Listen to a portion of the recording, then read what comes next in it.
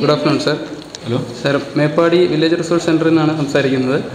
അപ്പോൾ ഇന്നിവിടെ കോഫി ബോർഡിൻ്റെ ഡോക്ടർ സുരേഷ് കുമാർ സാറിൻ്റെ ഒരു ക്വാളിറ്റി കോഫി പ്രൊഡക്ഷനെ പറ്റിയുള്ളൊരു ക്ലാസ് ഉണ്ടായിരുന്നു.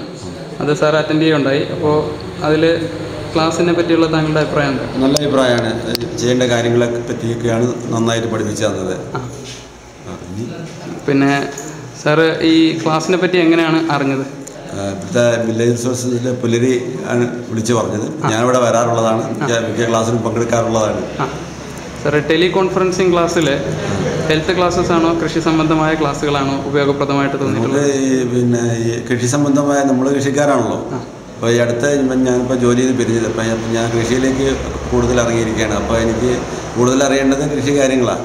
അപ്പോൾ ഞാൻ ഇവിടെ പിന്നെ ഈ റിസോഴ്സ് സെൻ്ററിൽ വരാറുണ്ട്, കൃഷി കാര്യങ്ങൾ പഠിക്കാറുണ്ട്. പച്ചക്കറി കൃഷി, അങ്ങനത്തെ കോഫി, അങ്ങനത്തെ കാര്യങ്ങളൊക്കെ വന്നുകൂടാറുണ്ട്. ഇവിടെ VRCന്ന് സോയിൽ ടെസ്റ്റിങ്ങും വെതർ റിപ്പോർട്ടും കൊടുക്കാറുണ്ട്. അപ്പോൾ അത് ഉപയോഗപ്പെടുത്താറുണ്ടോ? അത് ഉപയോഗപ്പെടുത്തിയിട്ടില്ല, അത് ഉപയോഗപ്പെടുത്തണം അടുത്ത്. ശരി, ഓക്കെ. കോർഡിനേറ്റർ പത്രം മുഖേനയാണോ ഫോൺ മുഖേനയാണോ? ഫോണിൽ കൂടെയാണ് അറിയിക്കുന്നത്.